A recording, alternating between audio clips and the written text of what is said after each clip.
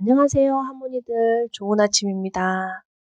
우리는 빈손으로 태어나서 빈손으로 떠나는 줄을 알면서도 내 것이라는 착각에서 벗어나지를 못합니다.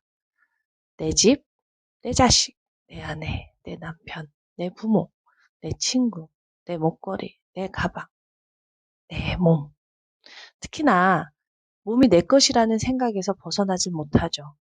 내 몸이니까 내 맘대로 하려고 합니다.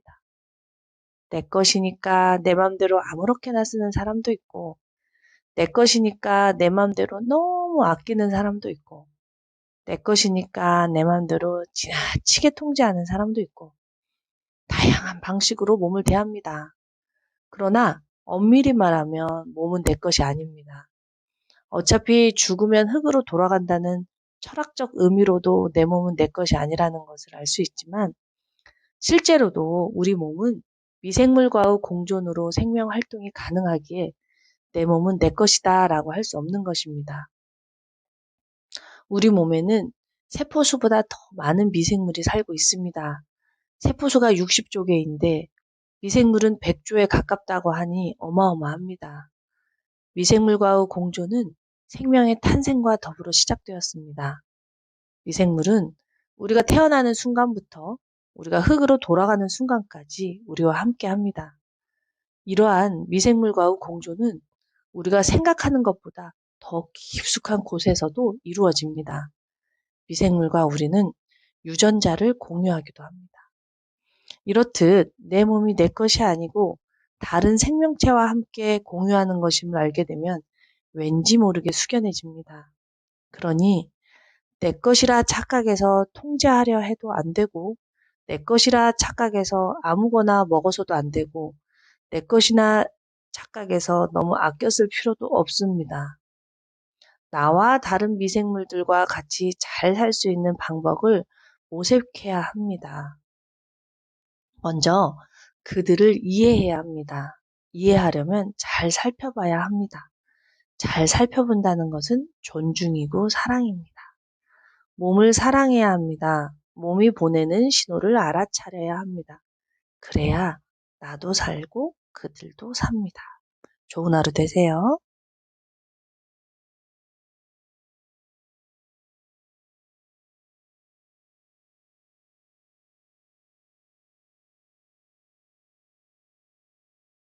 안녕하세요. 할머니 여러분, 좋은 아침입니다.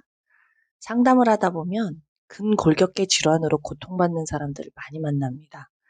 옛날처럼 농사를 짓는 것도 아닌데, 무거운 것을 드는 것도 아닌데, 어느 날부터 어깨가 올라가질 않고 무릎이 시큰거리고 허리가 끊어질 듯 아파서 아무것도 못하겠다고 호소합니다.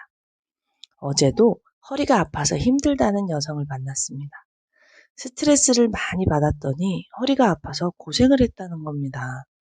마음에 서운함이 가득 쌓여 있는데 꾹꾹 참고 억누르면서 일을 했더니 허리가 아파오더라는 겁니다.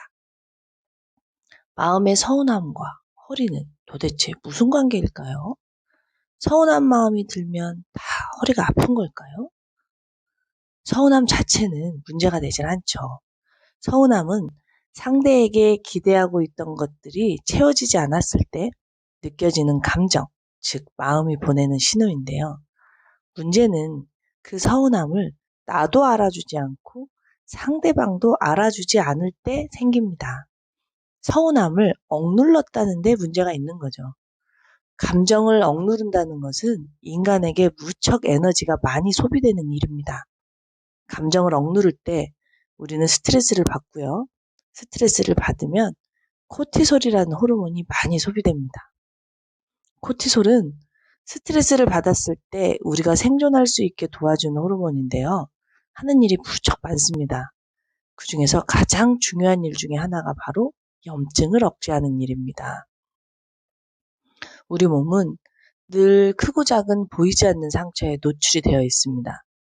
그래도 우리가 아프지 않고 건강하게 살 수 있는 이유는 우리의 면역세포들이 우리 몸을 끊임없이 복구해주고 코티솔이 과한 염증을 막아주기 때문입니다.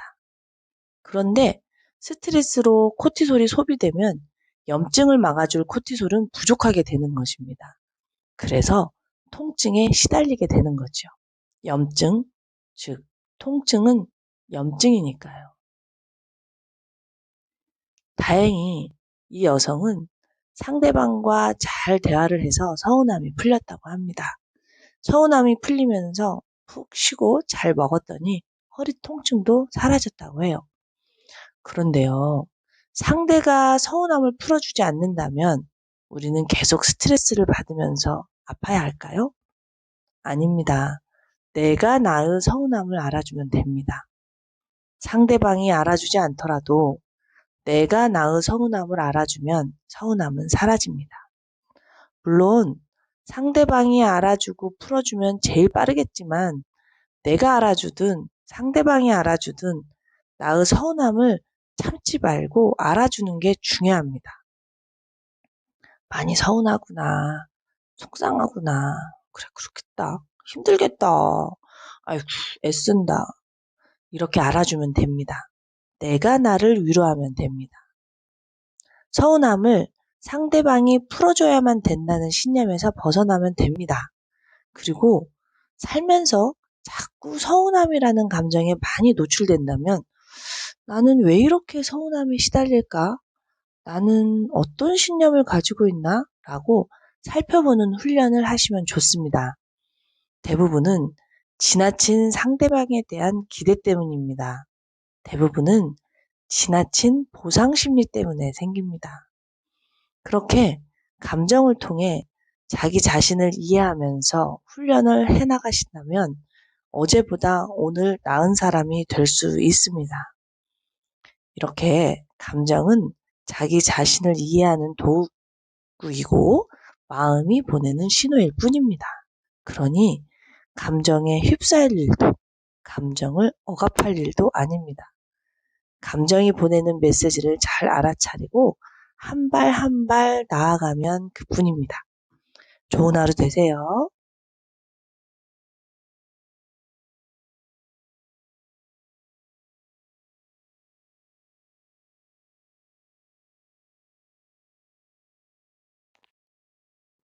안녕하세요, 하모니 여러분. 좋은 아침입니다.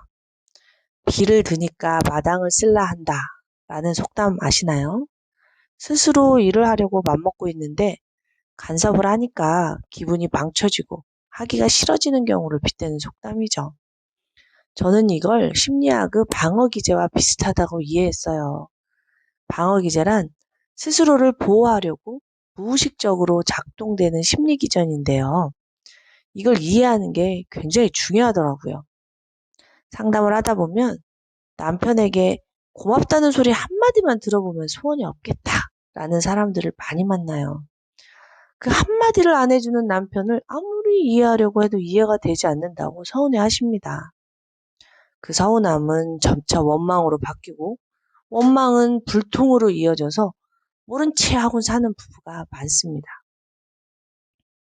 남편을 이해하려면 남편의 방어 기제를 이해해야 합니다. 아내는 그냥 고맙다는 소리 한마디만 된다고 하지만 남편의 귀에는 그렇게 들리지 않는 겁니다. 고맙다고 한마디만 해줘. 이 말이 내가 당신 만나서 얼마나 고생하고 살았는지 알아? 당신이 하늘에 별도 달도 따준다는 말에 속아서 평생 고생만 했다고. 당신 집안 제사 챙기느라 내 손에 지문이 하나도 남아있질 않아. 애들 키우랴, 살림하랴, 시댁 챙기랴. 내가 책으로 쓰면 10권이 넘는다고. 그래도 내가 당신이 고맙다고 한마디만 해주면 다 풀릴 것 같아.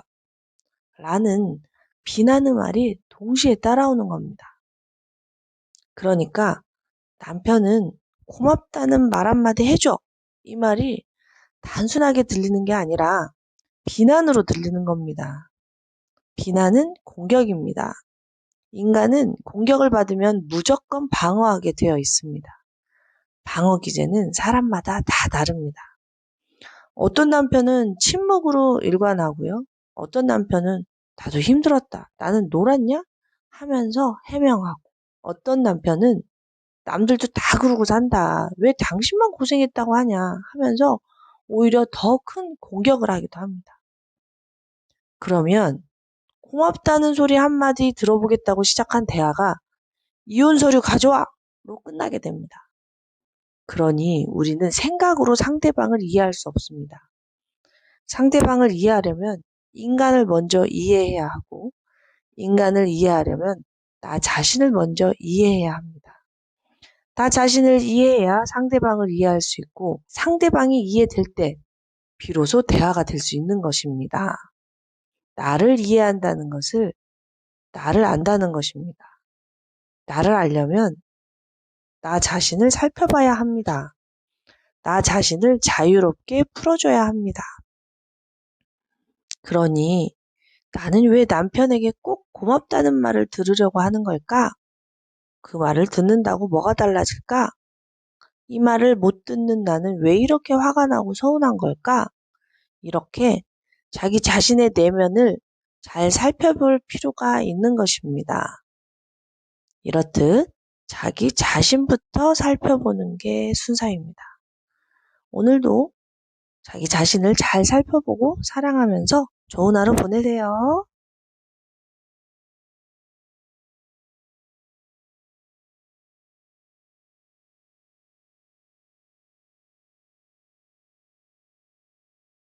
안녕하세요. 하모니 여러분, 좋은 아침입니다. 보상 심리란 어떤 일에 대한 대가와 보상을 바라는 마음 상태를 말합니다. 즉, 보상 심리 밑에는 내가 희생했다라는 마음이 있는 것입니다. 우리는 부모의 희생이나 배우자의 희생이 당연시되는 사회에서 자랐습니다. 더 많이 희생하고 더 많이 헌신할수록 훌륭하고 아름다운 부모나 배우자로 칭송받던 시대였습니다. 나의 인생을 희생해서라도 자녀를 잘 키워야 된다고 생각했던 시절이었습니다. 나의 인생을 희생해서라도 부모님을 잘 모셔야 된다고 생각했던 시절이었습니다. 나의 인생을 희생해서라도 배우자를 잘 내조해야 된다고 생각했던 시절이었습니다. 나의 인생을 희생해서라도 가정을 지켜야 된다고 생각했기에 뼈와 살을 갈아 넣었던 것입니다. 그러나 살아보니 그렇지 않습니다. 자녀를 잘 키워냈지만 그건 자녀의 인생일 뿐입니다. 부모님을 잘 모셨지만 나를 돌봐주는 자녀는 없습니다. 배우자의 성공이 나의 성공이 되질 않습니다. 돌아보니 나의 희생과 헌신이 허무하고 억울하고 부질없어 보입니다. 왜 그렇게 바보같이 살았는지 눈물만 나옵니다. 고맙다는 소리라도 들어야 내 청춘과 내 세월이, 내 젊음이 보상받을 것 같은 겁니다. 그러니 고맙다는 말 한마디 해주지 않고 당연하게 생각하며 여전히 희생을 강요하는 가족들에게 분통이 터집니다. 또는 고맙다는 말을 들으면 가슴이 좀 뻥 뚫린 것 같다가도 다시 우울해집니다. 왜 그럴까요? 바로 스스로가 스스로의 삶을 수용해주지 않아서입니다. 그 모든 일들이 사실은 자신의 선택이었음을 인정하지 않아서입니다. 다시 시계를 거꾸로 돌려서 그 시절로 돌아간다 한들 그 시대에는 그렇게 살 수밖에 없었음을 수용하고 그게 최선이었음을 알아줘야 합니다. 그런 경험을 통해 오늘의 내가 있음을 알아줘야 합니다. 그런 경험을 통해 무엇을 배웠는지 알아차리고 지금 삶에 충실하면 됩니다. 이렇듯 자기 수용, 자기 인정이 먼저입니다. 그 어떤 경험을 했던 그 경험을 잘 수용해야 합니다. 그런 자신을 안아주고 받아주고 애썼다고 위로해주는 게 무척 중요합니다. 지나온 삶이 희생이 아니라 경험이라는 재해석이 무척 중요합니다. 희생은 없습니다. 희생은 보상 심리가 따라붙어 무척 괴롭습니다. 그러니 지난 삶이 희생이 아니라 선택이었다고 다시 뇌에게 알려줘 보세요. 삶은 경험이지 희생이 아닙니다. 보상 심리에서 벗어나서 자유로워지세요. 오늘도 자신의 내면을 잘 살피면서 더 자유로워지시길 바래요. 좋은 하루 되세요.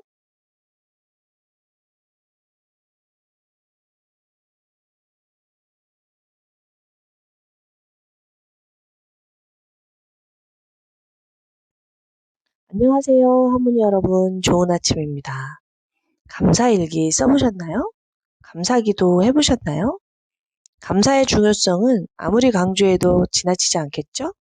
그러나 뭐든 지나치면 좋지 않듯이 감사도 지나치면 좋지 않습니다. 감사는 저절로 일어나야지 억지로 할 수 없습니다. 가슴속에 가득한 저항감을 품고 억지로 감사기도를 드리고 억지로 감사일기를 쓴다면 그것은 오히려 삶의 균형을 깨뜨릴 뿐입니다. 상담을 하다 보면 매사에 감사하다는 말을 입에 달고 살면서도 매일 새벽 기도를 하면서도 매일 108배를 하면서도 여전히 마음이 답답하고 몸 여기저기가 아픈 사람들을 많이 만납니다. 오랜 상담 경험을 통해 이런 분들의 오류가 자기 공감, 자기 위로를 건너뛰었기 때문임을 알게 되었습니다. 자기 공감, 자기 위로란 자신 안에 있는 부조리를 인정하는 것입니다. 자신 안에 있는 온갖 부정적 감정들도 수용하는 것입니다. 자신 안에 있는 쓰레기같이 피하고 싶은 감정들을 존중해 주는 겁니다. 내 안에 죽이고 싶은 증오심에 불타는 존재가 있음을 인정하고 못나 빠져서 징징대는 바보 천치가 있음을 인정하고 쪽팔리고 수치스러운 외면하고 싶은 괴물이 있음을 인정하고 무서워서 한 발자국도 못 나가는 겁쟁이가 있음을 인정하고 무기력하고 우울해서 아무것도 하기 싫은 나도 인정하고 남에게 의존하고 싶은 나도 인정하고 상처받아서 아프고 아파서 울고 있는 나도 인정하고 배고파서 미친 듯이 먹어대는 나도 인정하고 그 어떤 나도 그 어떤 모습도 그냥 그대로 인정해 주는 겁니다. 그렇게 내 모습을 수용하고 인정해주고 안아줄 때 마음이 고요해지고 그때 비로소 감사함이 저절로 일어납니다. 그 작업을 계속 하다 보면 부정적 감정에서 점점 벗어나고 감사함이 점점 늘어납니다. 부정적 감정은 그대로 둔 채 억지로 감사함을 늘리려고 하는 것은 눈 가리고 아웅입니다. 내 안에 있는 모든 것들을 사랑스럽게 봐주는 것이 감사함의 시작입니다. 오늘도 여러분의 내면에 집중하면서 좋은 하루 보내세요.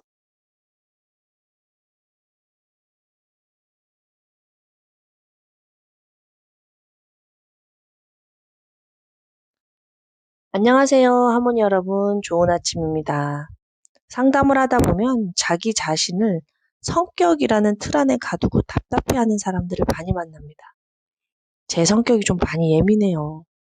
저는 걱정이 많은 스타일이에요. 저는 가만히 있질 못해요. 저는 사람을 별로 안 좋아해요. 저는 할 줄 아는 게 없어요. 저는 성격이 급해요. 저는 식탐이 많아요. 저는 완벽주의예요. 저는 털털해요. 등등등 자기 자신을 절대 변하지 않는 어떤 삶을 보듯이 합니다. 그러나 성격은 자기 자신이 아닙니다. 성격이란 그저 우리에게 익숙한 삶의 패턴일 뿐입니다. 만약 그 성격으로 인해 많이 불편하다면 얼마든지 바꿀 수 있습니다. 그런데 무작정 생각이나 결심으로 성격을 바꿀 수는 없습니다. 오늘부터 걱정을 하지 말아야지. 오늘부터 밥을 반절만 먹어야지. 오늘부터 꼼꼼해져야지. 오늘부터 털털해져야지 하고 아무리 결심을 해도 쉽게 변하지를 않고 원래대로 돌아옵니다. 왜 그럴까요? 그건 성격이나 습관 밑에 깔려있는 자신의 신념을 찾아보지 않아서입니다. 오랜 세월 몸에 배인 그 사람의 성격이나 습관에는 그 사람의 신념이 깔려 있습니다. 그 신념이 그 사람의 행동을 결정하고 그 행동이 성격으로, 습관으로 굳어지는 것입니다. 그 신념을 찾아내어서 그 신념을 바꿔줘야만 자신이 벗어나고픈 성격과 습관에서 벗어날 수 있습니다. 예를 들어서 자신에게 헌신적인 엄마가 좋은 엄마다 라는 신념이 있으면 좀 더 헌신하지 못하는 자기 자신이 부족하게 느껴져서 끊임없는 죄책감에 시달리게 됩니다. 엄마는 아이에게 끝없는 미안함을 느끼고 아이는 점점 의존적이 되어가고 문제 행동을 반복하게 됩니다. 엄마는 그러면 그럴수록 아이를 걱정하게 되고 걱정하는 것이 사랑이라고 착각하게 됩니다. 그러면서 나는 걱정이 많은 사람이야 라고 스스로가 만든 굴레에서 벗어나질 못합니다. 그럴 때는 헌신적인 엄마가 좋은 엄마다 라는 신념을 찾아내어 엄마가 행복해야 아이도 행복하다 라는 신념으로 바꾸는 게 좋습니다. 그래야 아이를 걱정으로 보지 않고 사랑으로 볼 수 있는 겁니다. 그래야 엄마도 행복하고 아이도 행복할 수 있습니다. 어머니 여러분, 새해 마음에 들지 않는 자신의 성격이나 습관이 있다면 무조건 바꾸려고 하지 말고 그런 성격이나 습관을 형성하게 된 자신의 신념을 찾아보세요. 세상에서 제일 재미있는 게 자기 자신과 노는 것, 자기 자신을 알아나가는 것이라고 말씀드린 것 기억나시죠? 명절 잘 보내세요.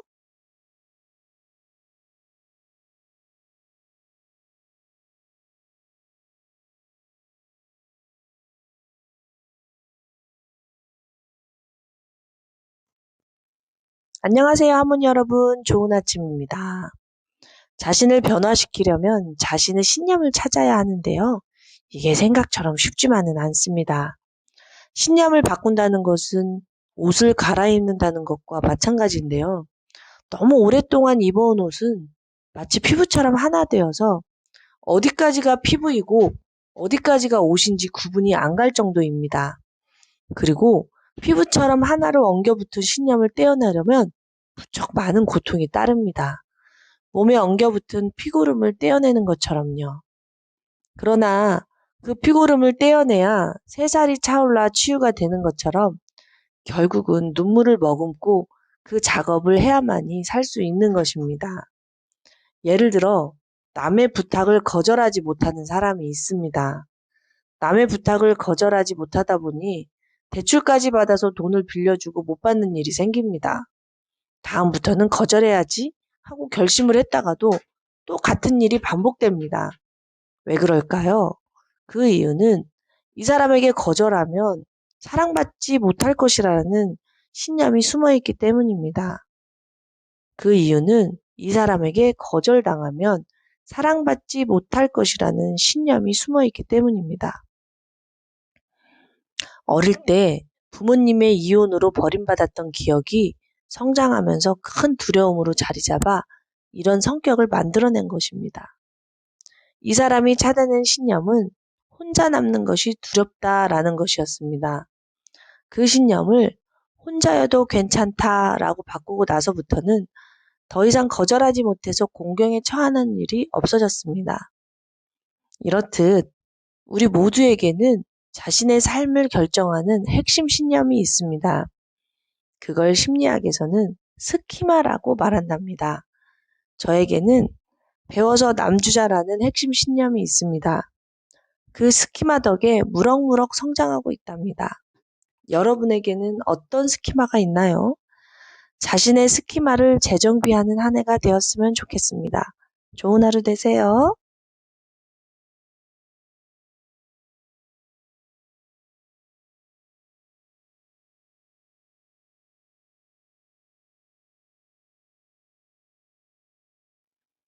안녕하세요, 하모니 여러분. 좋은 아침입니다.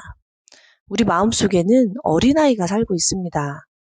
하나의 독립된 인격체처럼 존재하면서 우리의 전체적인 감정과 행동에 지속적인 영향을 미치는 이 어린아이를 우리는 내면아이라고 부릅니다. 몸이 어른으로 성장하는 동안 내면아이는 성장이 멈춘 채 상처받은 채로 버려져 있습니다.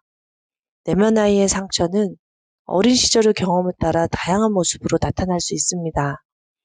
어린 시절 살아남기 위해 어쩔 수 없이 했던 행동들이 거짓 자아를 만들고 이 거짓 자아는 진정한 자기 자신이 원하는 것이 무엇인지 알 수 없게 만들어서 내적 방황을 증폭시킵니다. 예를 들어서 불안에 시달리는 사람이 있습니다. 불안을 아무리 없애려고 해도 불안이 사라지지 않습니다. 항불안제를 복용해도 그때뿐이고 불안은 점점 더 심해집니다. 이럴 때 불안을 없애려고 하지 말고 조용히 눈을 감고 자신의 불안을 있는 그대로 느껴주면서 이 불안의 시작이 어디인지 조용히 찾아보는 훈련을 해보면 좋습니다. 최근에 상담한 상담자는 어린 시절 갑작스런 부모님의 사업 실패와 이혼 등으로 삶의 환경이 완전히 바뀌면서 불안이 형성되었다는 것을 알게 되었습니다. 지금 전혀 불안할 일이 없는데도 여전히 불안한 이유가 자신의 내면 아이 때문이라는 것을 알게 되었습니다. 그 내면 아이를 만나서 깊은 공감을 해주고 애도해주니 불안은 점점 사라집니다. 이렇듯 우리에게는 우리가 외면하고 방치해온 내면의 어린아이가 있습니다. 그 어린아이를 만나서 따뜻하게 안아주고 위로해주는 하루가 되었으면 좋겠습니다. 좋은 하루 되세요.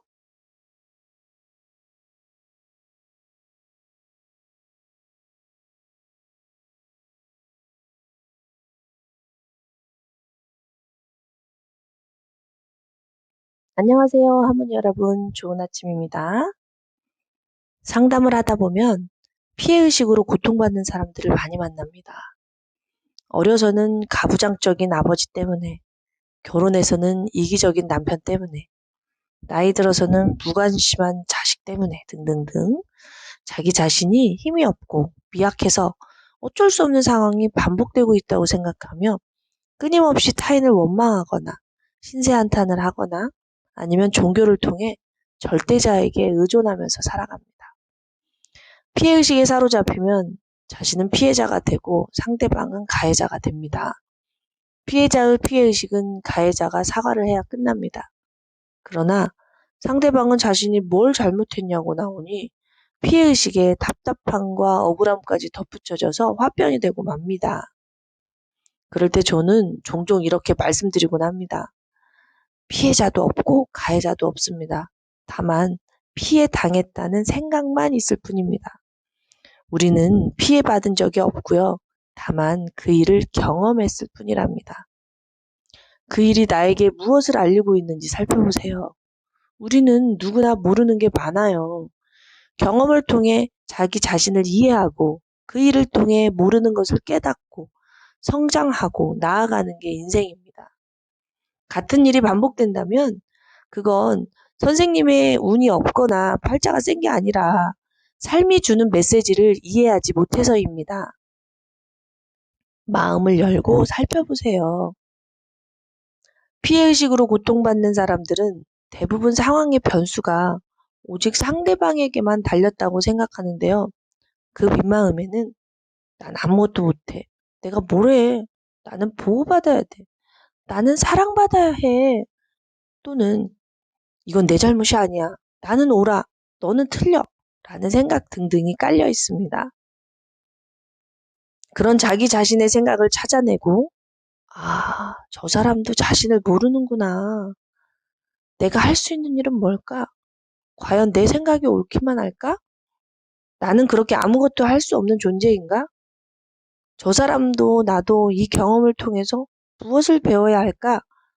등등 삶에 일어나는 일들에게 질문을 던질 때 비로소 피해의식에서 벗어날 수 있습니다. 인생은 답이 없습니다. 없는 답을 찾으면 답답하기만 하죠. 우리는 질문을 통해 성장하고 앞으로 나아갈 수 있습니다. 오늘도 여러분들이 경험하는 모든 일들을 수용하면서 그 속에 숨은 메시지가 뭔지 질문하는 하루가 되시길 바랍니다. 좋은 하루 되세요.